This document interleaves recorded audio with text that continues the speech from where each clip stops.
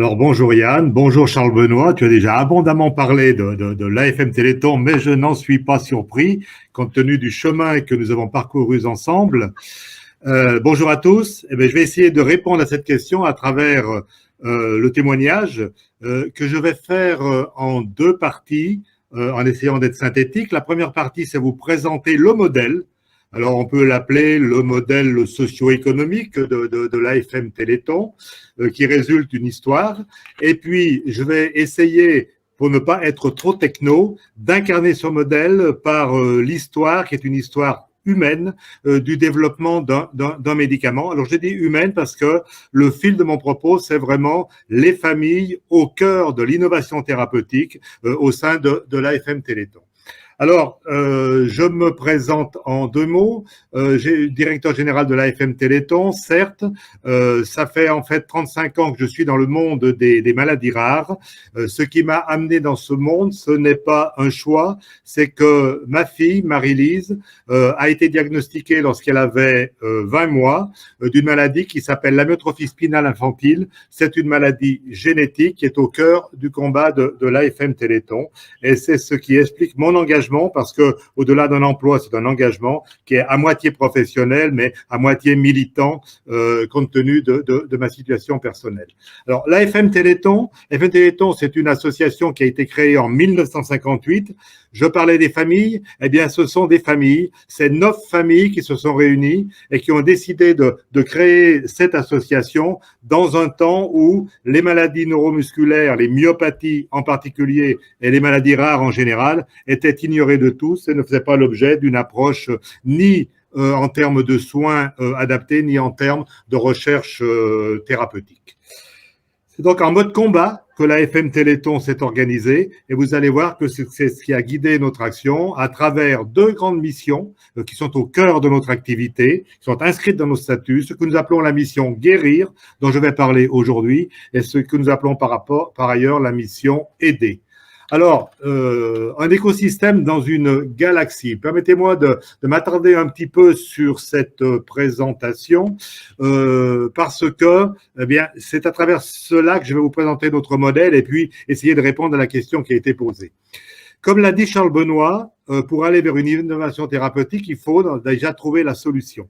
Et donc, c'est pour ça que la dimension recherche, dès l'origine, a été au cœur de notre activité. Et d'ailleurs, ce petit synoptique, il faut le voir à la fois en termes de présentation de notre modèle actuel, mais aussi dans une évolution historique de la gauche vers la droite, puisque si je parle de recherche, dans les premiers temps de notre association, et surtout à partir du moment où nous en avons eu les moyens, c'est d'abord la recherche, c'est-à-dire la compréhension des mécanismes, la recherche des causes, la recherche génétique qui a été au cœur de notre activité. Recherche, eh bien, nous procédons par appel d'offres, nous avons des relations, des interactions avec l'ensemble des EPST, les organismes de recherche publics français, mais également les organismes de recherche privés qui sont dans les biotech ou les sociétés pharmaceutiques en France, mais aussi à l'international.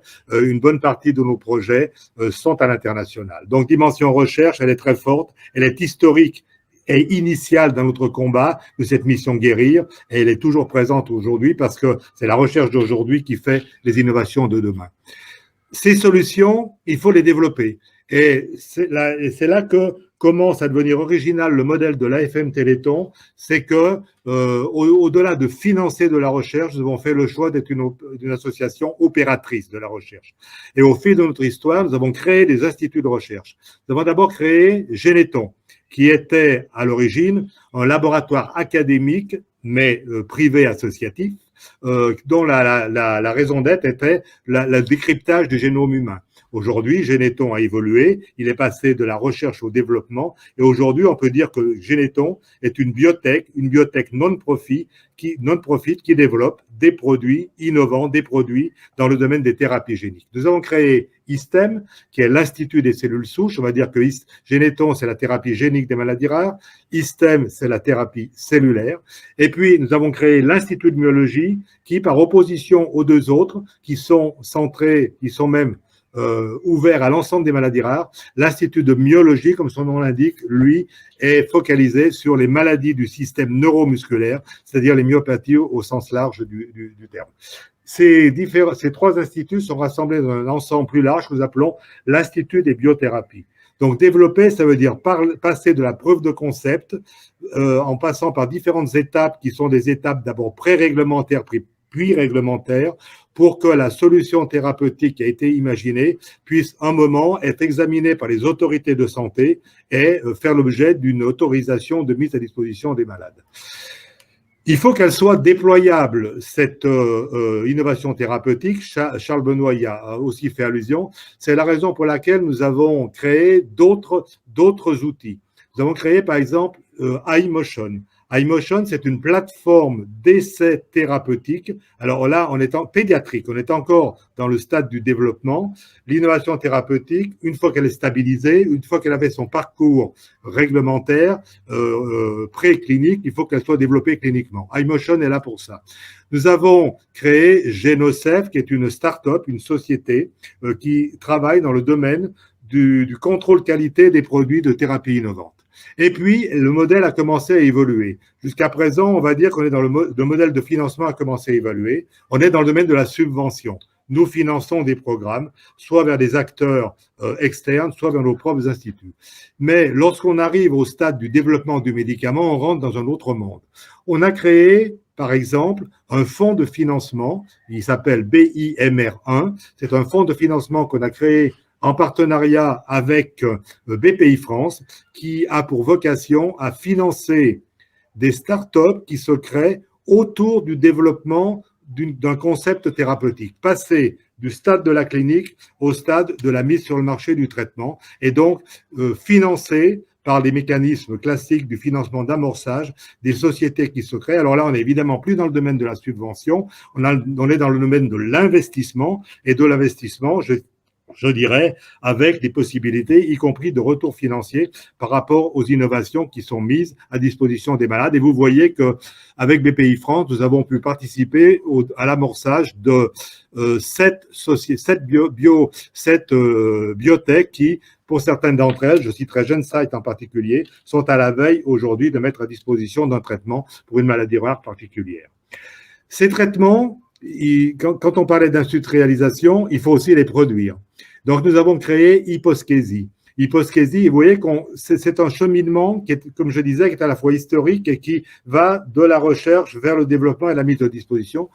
Hyposkésie, c'est une plateforme de production de médicaments de thérapie génique. Elle est passée par différents stades, elle a été créée par nos moyens propres, en collaboration encore une fois avec BPI France. Encore une fois, là, on n'est plus dans le domaine non-profit. Hyposkésie est une société commerciale qui a pour vocation à produire au grade industriel, notamment les innovations produites par nos laboratoires de recherche qui, dans notre langage guerrier, nous appelons nos bras armés.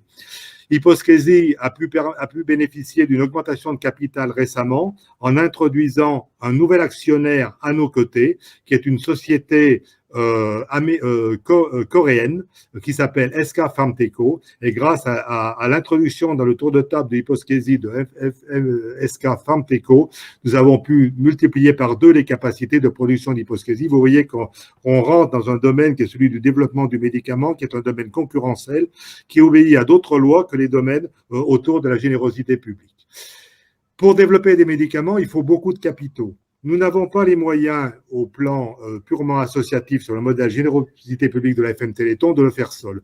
D'où de nombreux accords industriels, notamment nos laboratoires, Généthon en particulier, sont au cœur d'accords de développement ou de co-développement industriel avec un certain nombre d'acteurs pharmaceutiques que vous voyez cités à l'écran. Et évidemment, ceci nous a amené à sortir des règles habituelles qui sont celles de la collecte de dons non-profit, à nous intéresser à des mécanismes de protection de la propriété intellectuelle, des mécanismes de brevets, des accords de licence, tout outils qui sont dans le domaine corporate du développement du médicament, avec notre originalité qui est d'arriver à faire cohabiter ce modèle associatif basé sur des valeurs fortes de combat, d'engagement militant, de générosité publique, avec un deuxième modèle corporate basé sur des règles économiques du développement, avec derrière toute la complexité fiscale que vous pouvez imaginer qu'il y a derrière cette galaxie, qui est une véritable galaxie. Je vois que je n'ai pas parlé d'Atamio, par exemple. Un autre exemple d'une autre facette du modèle, c'est que Geneton, n'ayant pas les moyens de développer seul, comme je disais tout à l'heure, toutes ces innovations, Atamio, c'est une société commerciale qui est une spin-off de Geneton, qui a été créée par Geneton, de façon à ce qu'elle puisse accéder à des financements, on va dire, du marché, pour développer, avoir plus de moyens pour développer les médicaments. Donc voilà, en 2 mots, le modèle. Et si vous me permettez encore 3 minutes, je sais que je suis un petit peu long par rapport à, mais on en avait parlé avec Yann, il en était d'accord. Alors bien sûr, tout ça, c'est grâce au Téléthon qui a été, je dirais, le moteur financier de notre développement. Vous le connaissez tous. Et donc, pour incarner ça dans une histoire humaine, parce que du point de vue de nos familles, cette histoire du médicament, c'est aussi une histoire de famille. Et pour l'illustrer, je vais prendre l'exemple de l'amyotrophie spinale qui me touche ô combien, puisque vous avez ici en 1983 la naissance de ma fille. En 1985, elle avait été diagnostiquée atteinte de cette pathologie. Et progressivement, la maladie a fait son effet. Vous la voyez en 86 avec un petit tricycle électrique. En 87, c'est trop petit, vous ne voyez pas, mais elle est appareillée parce que sinon, elle ne se tiendrait pas debout. Et donc, la maladie, c'est un combat contre la montre qui se passe à l'intérieur de notre association. Et pourquoi je parle des familles au cœur du combat? C'est parce que dans le début de ce combat, les rassemblements de familles que nous organisions ont permis de créer des banques d'échantillons biologiques. Vous avez ici, par exemple, 1988, 150 familles concernées par l'amyotrophie spinale que nous avions rassemblées pour partager l'expérience de vécu avec la maladie.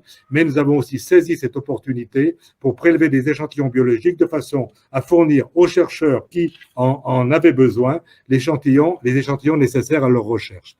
Et c'est ainsi qu'il faut parler de Geneton qui, en 1992, a pu mettre au point la première carte du génome humain. Donc, une première avancée, quand je vous disais qu'au départ, Geneton était un laboratoire de recherche académique pour la compréhension, donc le décryptage du génome. La maladie continue d'évoluer.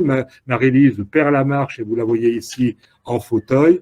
En 1995, c'est un laboratoire que nous finançons qui identifie le gène responsable de l'amyotrophie spinale, ce gène SMN1. C'est donc le début de la compréhension de la maladie qui va permettre d'envisager une parade thérapeutique. La mutation du gène SMN1 entraîne l'absence d'une protéine. Cette protéine, elle est nécessaire à la survie du motoneurone. L'absence de protéine entraîne une mort prématurée du motoneurone et une dégradation de la fonction musculaire en privilégiant d'abord les membres inférieurs, puis les membres supérieurs, et ça peut atteindre la musculature tout entière.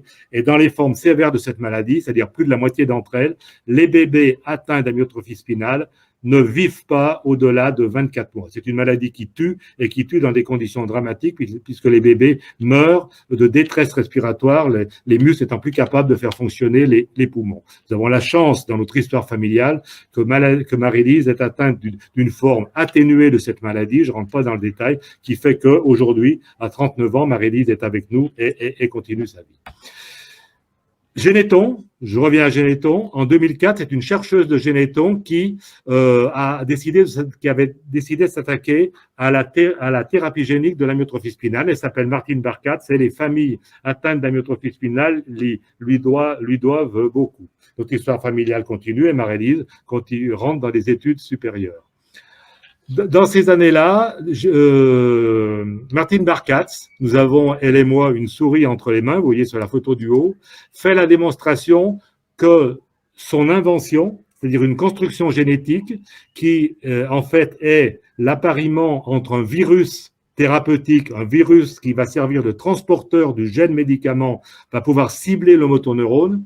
Et ce virus, elle réussit à l'appareiller avec le gène normal, le gène médicament. Et c'est cette construction génétique qui, à ce stade-là, Charles Benoît, c'est la solution, et le prémisse d'un candidat médicament. Et c'est à cette époque-là que j'étais devenu directeur général de l'AFM Téléthon, ayant abandonné mes activités professionnelles. Jusqu'à présent, j'étais bénévole et élu au sein de l'organisation. Marie-Lise continue sa vie personnelle, passe un doctorat, se marie, et Et j'en reviens donc à la suite. Grâce aux travaux publiés de Martine Barkat, elle a démontré d'une part que sa construction génétique traversait la barrière hémato-encéphalique et pouvait atteindre le motoneurone, donc la cible, la cellule qu'il faut traiter, d'une part, et que d'autre part, sa construction génétique permettait d'améliorer fondamentalement des souris modèles de la maladie, puisque ces souris qui avaient une espérance de vie de 7 jours,